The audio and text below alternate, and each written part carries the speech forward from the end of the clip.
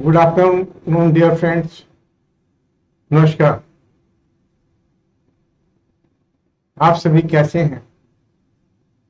मुझे पूर्ण आशा है आप सभी गवर्नमेंट की गाइडलाइंस को मानते हुए और डॉक्टर्स की इंस्ट्रक्शंस को फॉलो करते हुए ठीक से होंगे।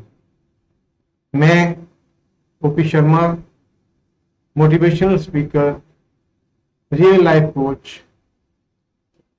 आप सबके सामने रूबरू हो रहा हूं, हमेशा की तरह रिस्पष्ट चैनल के माध्यम से एक बहुत ही इंपॉर्टेंट टॉपिक लिए हुए।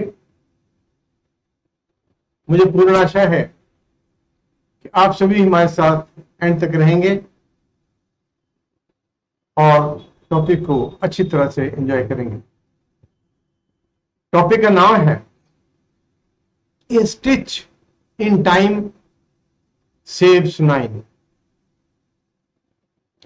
कि अगर टाइमली एक स्टिच लगा दिया जाए तो जो भविष्य में हमें 9 स्टिच लगाने पड़ने थे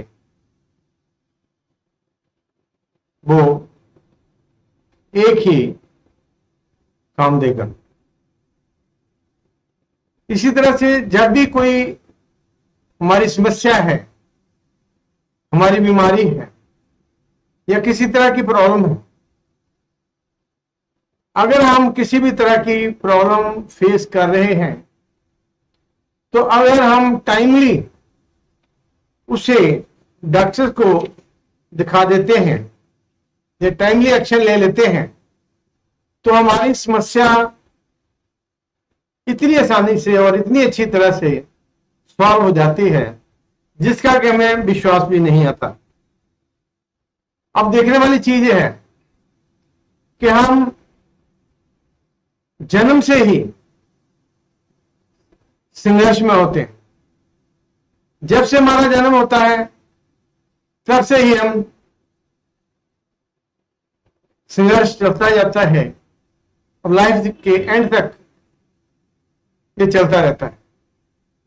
यही नहीं, अगर हमने ये जन्म लिया है, ये जन्म भी 84 लाख जिया जून में जन्म लेने के बाद अगर उस परमात्मा की दया मेहर से हमें कोई संत महात्मा या पूर्ण सतगुरु मिल गया है जिसने हमें एक ऐसी युक्ति बता दी है जिसके द्वारा अभ्यास करने से हम इस मनुष्य जन्म में आगे हैं। अगर हमें वो पूर्ण परमपिता परमात्मा ना मिलता तो क्या होता? हम मनुष्य जन्म में नहीं आ सकते थे, हम नीची जोनियों में हमें जाना पड़ता। और नीची जोनियों की पोजीशन यह है कि आदमी का मनुष्य का जन्म लेने के लिए हमें लाखों वर्ष बीत जाते और यह भी कोई जरूरी नहीं था कि हम मनुष्य के जन्म में जब मनुष्य जन्म हम प्राप्त कर सकते।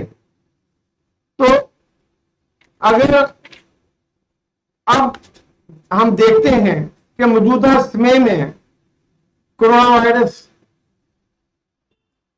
जैसी बीमारी ने मनुष्य जाति को भारत में ही नहीं दूसरे देशों में भी बहुत दुख पहुंचाया है। सेहत के तौर पे भी दुख पहुंचाया है, मृत्यु भी हुई है। उसके अलावा फाइनेंशियल प्रॉब्लम्स आ गई हैं, दूसरी तीसरी रिश्तों की प्रॉब्लम्स आ गई हैं, कई तरह की प्रॉब्लम्स आई हैं। ये सब इसके कारण ही हुआ है। अब हम देखते हैं कि जो हमारे बच्चे हैं, बच्चों को हम लाड प्यार में पालते हैं, वो गलत भी आते रखते हैं, गलत तरीके से भी बोलते हैं, यहां तक कि प्यार प्यार में किसी को गालियां भी देते हैं। तो वो हमें अच्छा लगता है। हम कहते हैं बच्चा है, बहुत अच्छी बात। लेकिन जैसे जैसे उनकी आदतें पक जाती हैं और वो बड़े हो जाते हैं, तो इन आदतों के कारण बच्चे भी दुखी हो जाते हैं, हम भी दुखी हो जाते हैं। तो अगर हम चाहते हैं कि हमारे बच्चे एक अच्छे नागरिक बने, एक अच्छे, पर हमने ये ख्याल रखना है, आमतौर पर हम बच्चों को लेक्चर के द्वारा समझाकर कि बेटे बड़ों की इज्जत करनी है, झूठ नहीं बोलना है, पैसा संभाल कर रखना है, ऐसे ऐसे कई तरह के लेक्चर उन्हें देते हैं। लेकिन बच्चे जो है वो बंदर होते हैं, वो बड़ों को देखकर सीखते हैं। जब वो देखते हैं कि जो हमारे बड़े हैं वो बड़ों की इज्जत नहीं करते, या जिन हाथों के लिए हमें कंपेल कर रहे हैं खुद उनमें ये आता नहीं है, ये संस्कार नहीं है, तो फिर वे उनको अडॉप्ट करने के लिए तैयार नहीं होते। अभी देखो, मैं यहां एक उदाहरण देना चाहूंगा जो मुझे बहुत ही अच्छी लगी और जिंदगी में काफी बार मैंने उसको याद किया, जिसके बारे में ये कहा जा रहा है वे एक बड़े ही हाई ऑफिशियल में से रिटायर हो चुके हैं। उन्होंने बताया कि जब मेरी मदर मेरे को नहलाया करती थी तो जपजी साहब का पाठ साथ में किया करती थी और मुझे भी कहती थी कि बोलो बेटे। इसी तरह जो भी एक्टिविटीज वो करवाती थी, जो भी वो काम करवाती थी, अगर खाने के लिए बिठाती थी तब भी कहती थी कि आप ये चीज करो, ये पाठ करो, ये आपके काम आए। उसका रिजल्ट ये निकला कि जो जिस दोस्त की मैं बात कर रहा हूं वे बहुत ही जिंदगी में बहुत ही सेटल्ड हुआ और इतने हाई रैंक पर लगने के बावजूद भी ना उसने कभी नाजायज पैसा लिया, ना कोई नाजायज काम किया। जो भी काम किया एज पर रूल किया, जिसके साथ भी बोलना बड़े प्यार से बोला, लेकिन जो उसने किया वो सभी के लिए ही अच्छा था। इसी तरह से अब हम बात करते हैं कि जिनके पास पैसा ज्यादा होता है, अगर पैसा ज्यादा होगा तो क्या होगा? अहंकार भी ज्यादा होगा कि मेरे पास इतना पैसा है, मेरे पास इतनी प्रॉपर्टी है। जब भी बात करोगे वो अहंकार से बात करेगा। उसके पास जब अहंकार होगा तो लाजमी बात है कि दूसरों को छोटा समझेगा। जब दूसरों को छोटा समझेगा, अब जो अहंकारी है और साथ में जिसको गुस्सा भी आएगा, जो गुस्सा भी ज्यादा करेगा, हम अच्छी तरह सोच सकते हैं कि वो परमात्मा के बारे में क्यों सोचेगा। वो तो खुद ही अपने आप को भगवान समझेगा। किस तरह से परमात्मा को याद करेगा ये हम अच्छी तरह से सोच सकते हैं। अब यह अच्छा समय आने पर महात्मा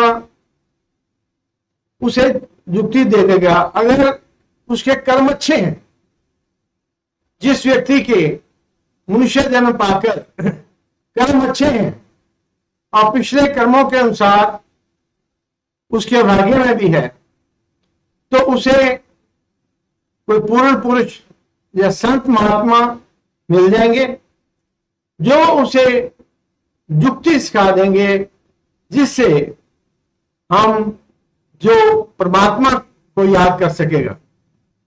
इस युक्ति का सिमरन, ध्यान एंड धुन या नाम भी दिया जाता है। जब यह व्यक्ति यह युक्ति प्राप्त करके उस अनुसार अभ्यास करता है, उसका मन भी शांत हो जाएगा। जो उसके के नजदीक होंगे वो भी ये महसूस करेंगे, उसका और भी बढ़ता जाएगा। अब हम यहां देखते हैं कि हालातों के अनुसार जैसे हालात हैं, ये जैसा समय अभी बीता है, हम किसी से भी छुपा नहीं है। जिनके सोर्सेज अच्छे थे, जिन्हें कोई प्रॉब्लम नहीं थी, जिससे किसी का देना नहीं था, उसे कोई प्रॉब्लम नहीं हुई, बाजार से सामान लाया और बड़े मजे से रहा।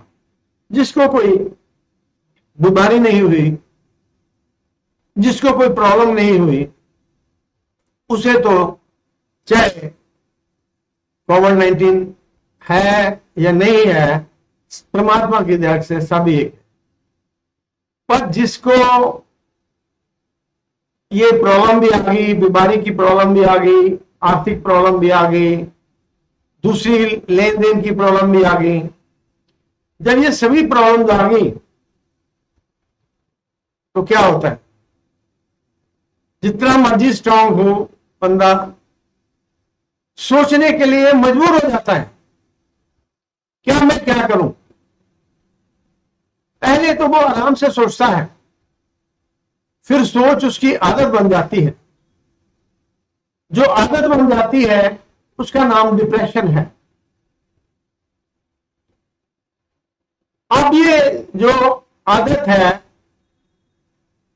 अगर फाइनेंशियल लॉसेस हैं या बीमारी है या किसी कई कारणों से हो जाती है, पर यह आदत कई बार बिना किसी कारण के भी हो सकती है। इसको नकारा नहीं जा सकता। अब देखने वाली बात यह है कि अगर ये आदत 10-12 दिन के अंदर अंदर खुद खत्म हो जाती है, फिर तो घबराने वाली बात नहीं है, वो अपने आप कवर कर लेगा। लेकिन अगर ये नहीं होती तो पहली बात तो यह है कि हमने उस व्यक्ति को अकेले नहीं छोड़ना। इसके अलावा हमने अच्छे डॉक्टर या अच्छे साइकोलॉजिस्ट को ढूंढना है। अब ये डिप्रेशन जो है, ये आम नॉर्मल बीमारी की तरह है। हम सोचते हैं पता नहीं लक से हमें हो गया, पहले वाली बात नहीं है। अब डॉक्टर भी काफी क्वालिफाइड है, साइकोलॉजिस्ट भी क्वालिफाइड है, जो मेडिसिन है उसमें भी काफी रिसर्च हो चुकी है। अगर हम टाइमली मेडिसिन का को स्टार्ट कर देते हैं अंडर प्रॉपर सुपरविजन, तो इससे बाहर आना कोई डिफिकल्ट नहीं है। अब अगर तो छोटी मोटी अगर बीमारी है, वो तो साइकोलॉजिस्ट की मदद से भी संभव है। अगर कोई छोटी मोटी बीमारी है तो साइकोलॉजिस्ट हो, वो ही उसको बात करके समझा के करके उसको ठीक कर सकता है। सबसे जरूरी है कि समय पर बीमारी की पहचान की जाए।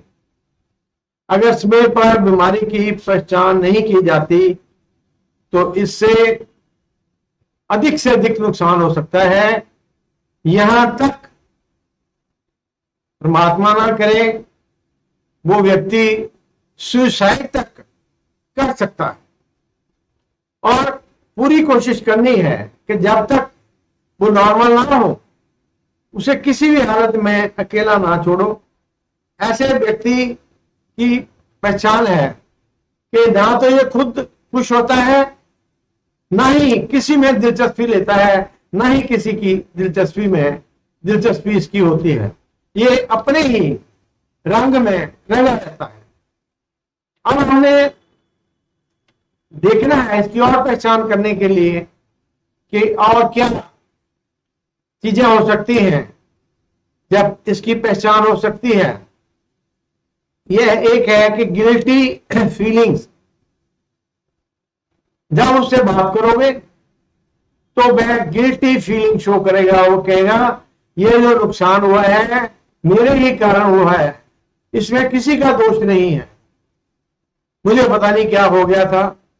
कई तरह की ऐसी वो स्टेटमेंट्स देगा जिससे शो करेगा कि ये खुद को दोषी मानता है। आगे आगे चले, अब जब उसका दिमाग, ब्रेन हर्ष में चलता रहेगा वो भी नेगेटिव थॉट्स के लिए, तो उसके शरीर में कब ताकत आई? उसके शरीर में ताकत नहीं आ सकती। उसे जो है वो हर्ष में टायर्ड टायर्ड फील करेगा, कांट कंसंट्रेट। अब जो इस हालात में है, लगातार सोच रहा है, उसका अपने मन पे भी कंट्रोल नहीं है, तो वो कंसंट्रेट कैसे कर सके? कोई भी सब्जेक्ट होगा, कोई भी ऑब्जेक्ट होगा, इस पे कंसंट्रेट नहीं करेगा। लॉस ऑफ एपिटाइट, जब लगातार ब्रेन में सोचा जाएगा तो जो नेसेसरी जूसेस पेट में आते हैं पेट को पचाने के लिए, उनका पूरी तरह से प्रोडक्शन नहीं होता, जिसके कारण उसको एपिटाइट उसकी कम हो जाती है। इम्प्रॉपर स्लीप, और चीज हो जाती है कि जो उसकी स्लीप है वो प्रॉपर नहीं होती, इम्प्रॉपर होती है। कभी सोंगे, कभी उठ के, कभी ऐसे, कभी ऐसे। हम सभी जानते हैं कि कोई भी बीमारी मुश्किल का समय निकाल लिया जाए तो उसका इलाज असंभव है। अगर हम किसी बीमारी को प्रॉपरली, टाइमली डॉक्टर को नहीं दिखाते तो उसका इलाज करना संभव नहीं है। और इसलिए जब भी किसी बीमारी या समस्या की शुरुआत हमें नजर आए, हमें उसी वक्त सजग हो जाना चाहिए और उसी में उसके इलाज के लिए कोशिश करनी शुरू कर देनी चाहिए। अभी स्टार्ट से जैसे हमने लिखा था कि ए स्टिच इन टाइम सेव्स 9, कि अगर हम टाइमली वन टाइम एफर्ट्स कर लेते हैं तो अनटाइमली अगर 9 टाइम्स भी वो एफर्ट्स करें, हो सकता है कि वो रिजल्ट ना आए। हमने जिंदगी में भी कोई भी काम हो, किसी के लिए भी, हमने बाहर भी जाना है, हमने एरोप्लेन पे जाना है, ट्रेन पे जाना है, कहीं भी जाना है, अगर हम कंफर्ट जोन में हैं, हम उठते उठते कह रहे हैं कोई बात नहीं, कुछ नहीं फर्क पड़ने वाला, तो ये देख लो फर्क तब पड़ेगा जब हमारा वो एरोप्लेन या ट्रेन या कोई भी चीज मिस हो जाए। तो हमें पूरी कोशिश करनी है हर काम को समय सिर शुरू करना है और समय सिर ही खत्म करना है। धन्यवाद।